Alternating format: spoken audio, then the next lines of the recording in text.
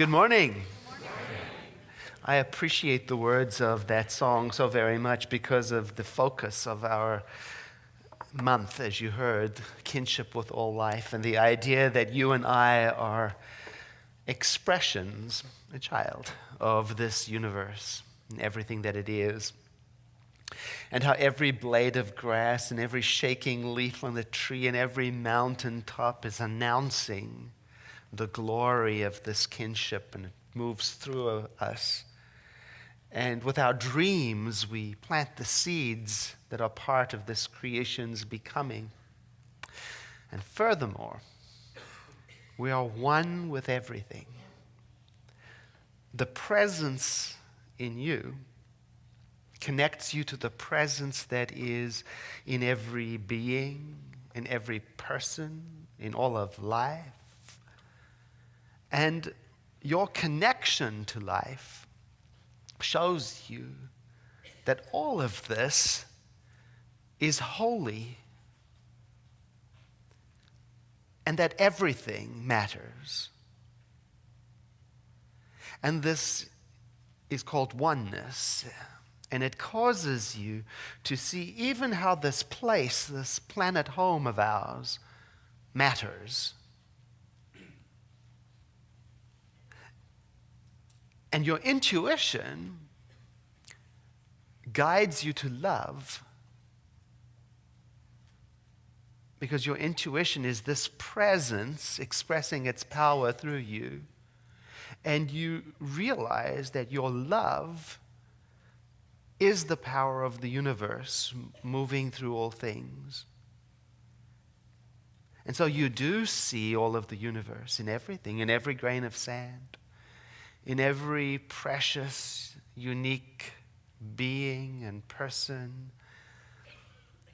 And you see that all life is holy, that nothing is expendable, that nothing is pointless, that everything matters. Everything. Everything. And to keep your mind clear about that requires a special kind of attention. It's what we're talking about this month. Kinship, unity with all life.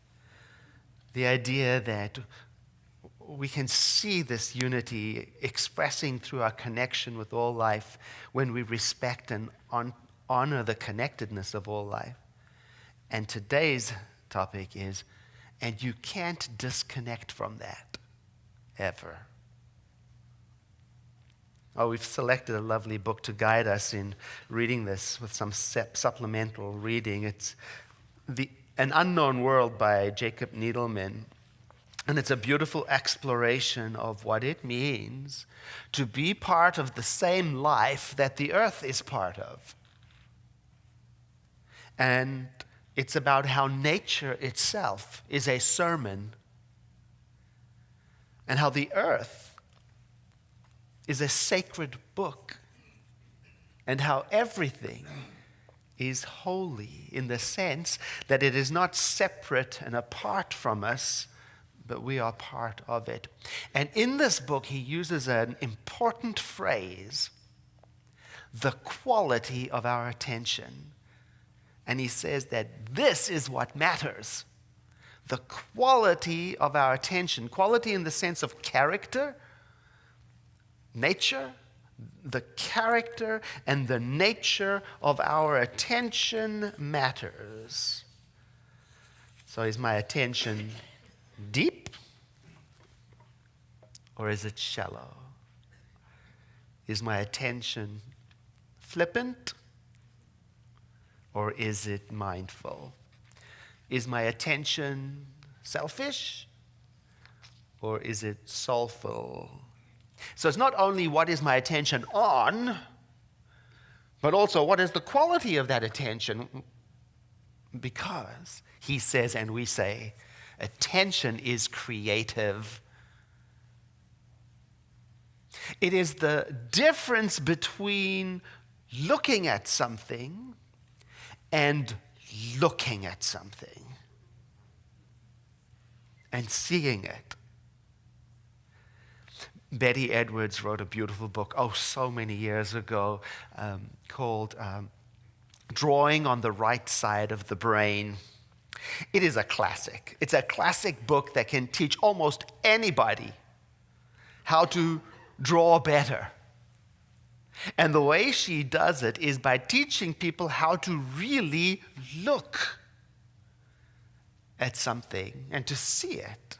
And this one exercise, I'll never forget it. The exercise guides us to look only at the object that is being drawn and not at the drawing at all as you draw it. So you have to really completely look, 1/8 of an inch at a time. And it's amazing what you can produce. And it is amazing how an ordinary hand can become mind-boggling in its beauty and complexity. And it's amazing how a glass can be extraordinary, something that if you don't look, you may not see it. You've got to really look at it. I was talking to a friend of mine about how sometimes I don't look with that kind of attention when it comes to politics. I don't want to look that hard. And I was complaining a bit about the difficulty of really educating myself on the various candidates and their positions, so that come election day, I can make a decision that's good with my soul. But it makes my head hurt. All of that attention. It makes my head hurt to really think and to really look at the glass. And I start to feel tired because there's so much before one gets exhausted, so much to wade through and evaluate and to pay attention to. And I notice that I look for the easy way out. What are other people thinking? That may be good enough. And if enough of them are thinking that, maybe it's so. In the end, I never really see the glass. I only see what they thought about the glass. Maybe I can just think what other people think. This friend of mine I was talking to, and he's in journalism, he said to me, it's common knowledge that some people, he said some people, I say many people, he said it's common knowledge that some people only read the headlines of political stories, and then they form their opinion and position from that. And so their opinions can be influenced by crafting the correct headline, because they can be trusted to not go deeper. And because their attention is shallow, they can be controlled.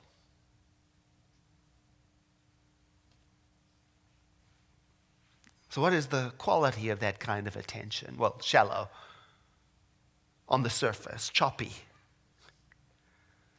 And sometimes, I keep my attention there. I like it to be like that because I don't want to go deeper. You know what I mean? Sometimes I don't want to know. Another friend of mine years ago, he challenged me once saying, Edward, if you knew how factory chickens are raised, you wouldn't eat them. I suspected he was right. And so it took me a very, very long time to really look into it. I didn't want to know. Eventually I did, and he was right. And that's when I became aware, if I don't look at something with quality attention, I can't separate myself from it. And if I'm separate from something, I don't feel with it. And that is the meaning of compassion. And if I have no compassion, I can treat it heartlessly. See, going deeper requires a special quality attention if you want more than what is on the surface of life, you can't settle for what is in the headlines. Similarly, with this topic, kinship with all life. On the surface, it's a beautiful idea. It's a headline. We love the world. We love nature. We're connected to it. But if you really look at it, 1/4 of an inch at a time, you see there is more. So much more to it. There's a deeper reality that goes something like this. And I cannot be disconnected from that, even if I don't want to think about it. You know, I think that's how racism was sustained in South Africa, the country of my birth, for so long. Because we were taught not to see it. And we were taught not to identify ourselves with other races, to keep it all apart. And you know, a person has to separate and disconnect from another person if you want to hate them, if you want to discriminate against them.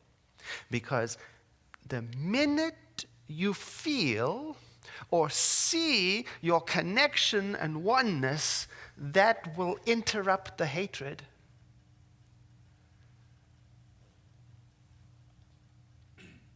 Here's another example of a good headline. I live here. It's wonderful. I do. And that's another thing that's worth really looking at, because there is something more also going on. If I look at it with quality of attention that is deep, 1/4 inch of a time, I can see not only do I live here, but I am part of here, wherever here is, and I can't ever separate myself from here. And what I put into this place, I put into me. That's what the book is pointing out. It makes the case that when I think of this earth as something separate from me, I may not be going deep enough. If I think of life as something separate from me, I may not be going deep enough.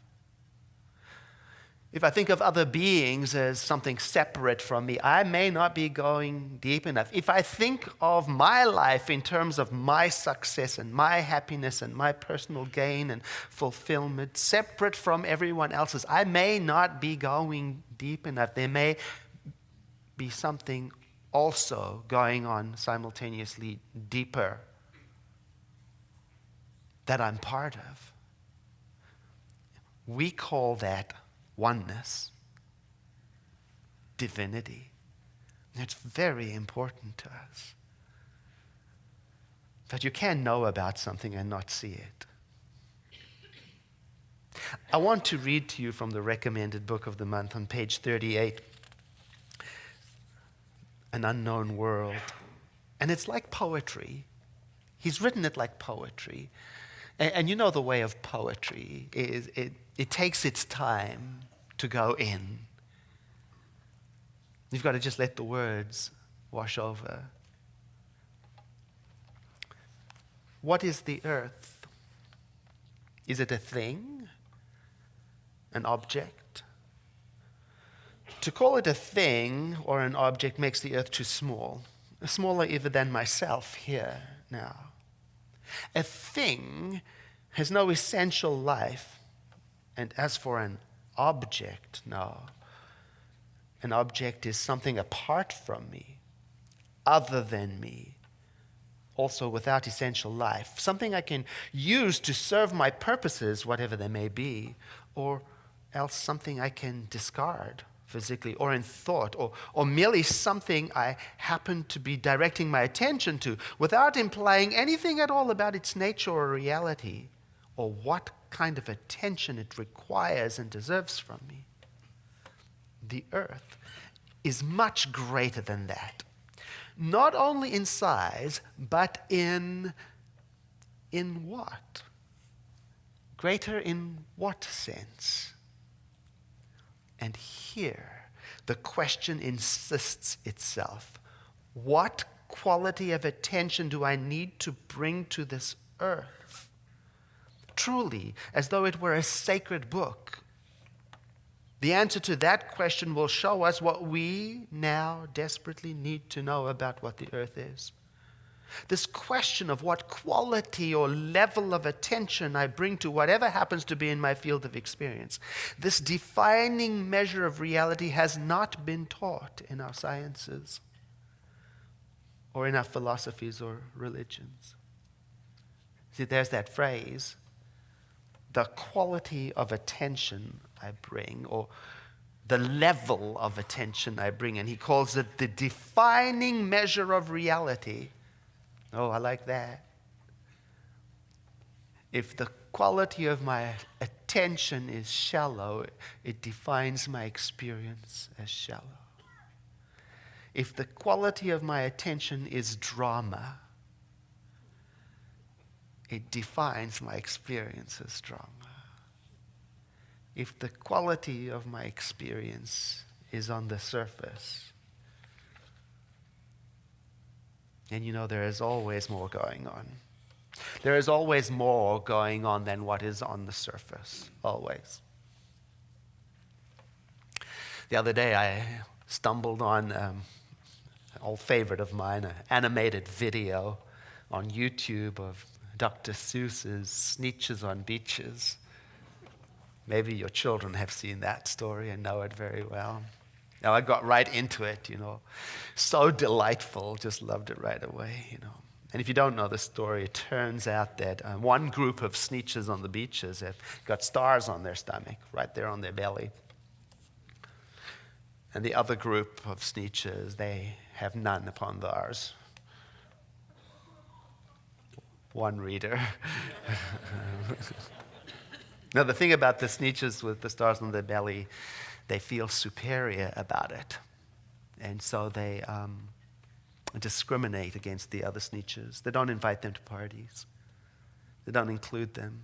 They don't let their kids play together. And they actually say some downright hateful things. And then this guy arrives and he's got a machine that can put stars on bellies. And so the starless Sneetches, they jump at the opportunity to have a surgical procedure to get a star. But don't you know that doesn't fix anything? See, because racism depends on separateness and differences. So the originals with the stars on their bellies, they go to the same man with the same machine to have their stars removed. And it starts this merry-go-round of on again, off again, on again, until they've spent all of their money and now they don't know who is who. That's a lovely story about diversity and discrimination on the surface. But I noticed something even more. There's another level, something that taught me a lesson, and it's this. I got totally wrapped up in the drama of the Sneetches. It totally took over my attention and held my attention hostage at the level of the drama, and I forgot everything else, even to look deeper. I even forgot the beginning of the video, which is an important part. See, on the video version, the cat in the hat is on a boat, arriving at the beach, introducing the story, and he's singing a lovely song about how lovely the beach is. He says, oh, at the edge of each ocean, you'll always find beaches. Beautiful, glorious, glorious beaches. Where I meander on peacefulest beaches, I frequently find myself thinking of Sneetches. And right then, everything shifts direction. All of a sudden, all of the attention is on the Sneetches and their drama. No more beach poetry. Zip. No one cares about the environmental of this curious star belly machine and what it runs on. And no one talks about the ethics of cosmetic surgery for minors. No. The urgent drama of what is better and best is compelling and demanding, and I know I might be overthinking Dr. Seuss,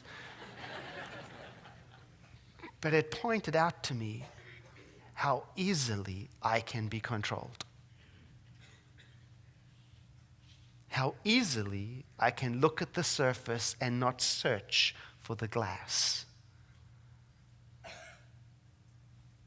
I think the author of the book is making a similar point, saying to us to pay attention to what else is also going on here.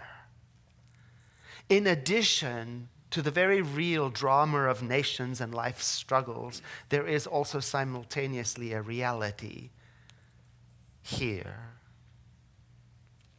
He writes, "How can I have taken so long to see this?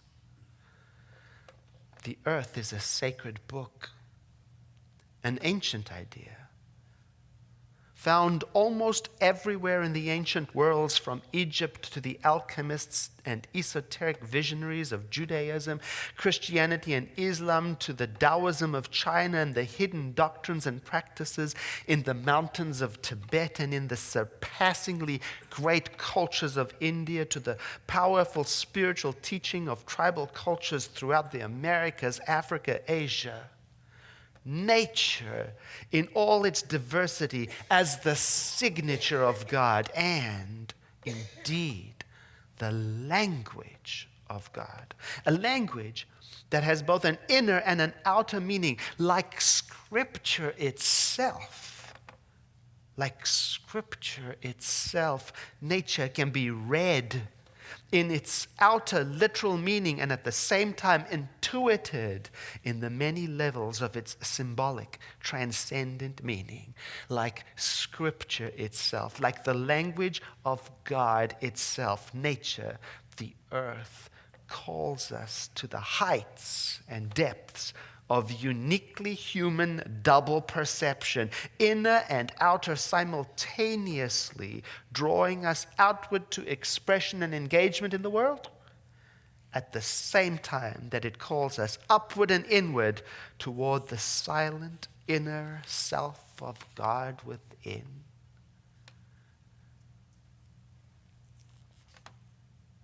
A sacred book of Scripture may have many levels, he says. On the surface, a list of rules.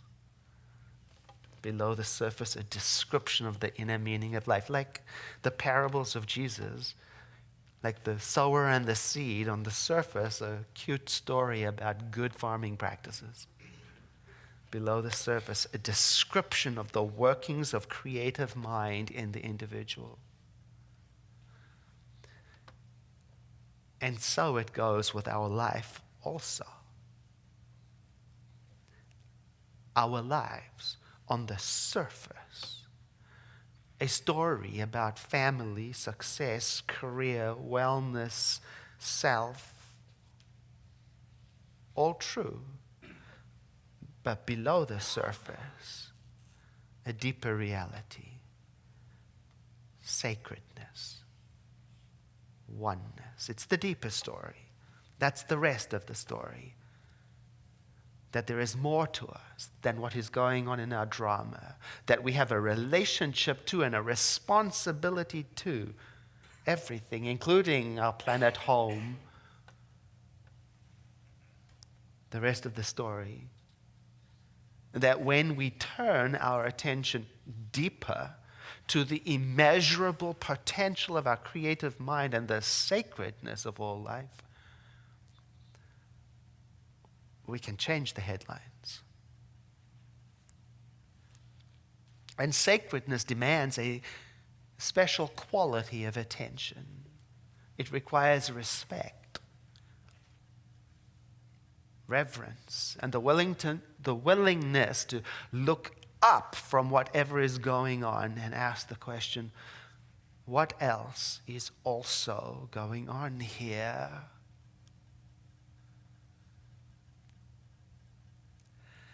Everything is part of life. I am part of everything. Every being is part of life. I am part of every being. Everything is necessary. I am necessary. Everything is sacred. I am sacred. And there is no way to disconnect from that only in my surface thinking, but I can always go deeper and ask again, what else is also going on here? I'm a product of this universe. Every blade of grass, every shaking leaf on a tree, every mountain top speaks to that oneness. It moves through me. I plant seeds with my dreams. I'm one with everything. And the presence in me connects me to the presence in all beings, in all people, in all life. And it's this connection to all life that shows me how everything is holy and how everything matters. I call this oneness. And it causes me to see even this planet home I live on matters. And this presence within me, it is my own power to birth joy and gladness in the world, and it communicates with me through my own intuition, and my intuition guides me to love, and my love, I realize, is the power of the universe moving through me. Yes, I see the universe in every grain of sand, in every unique, precious being. I see life is holy. Nothing is expendable. Nothing is pointless. Everything matters. Everything. Everything.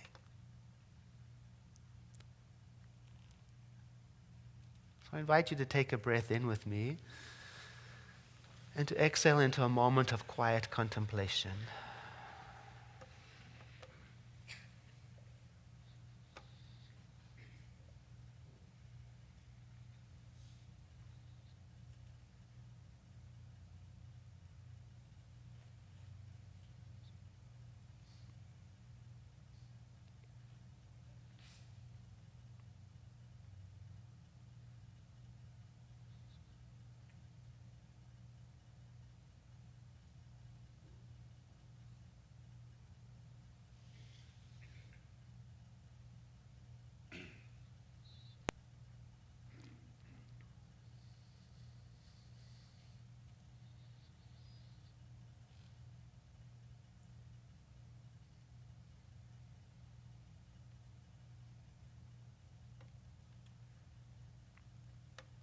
In the infinity of life where we are, all is present in the form of spirit.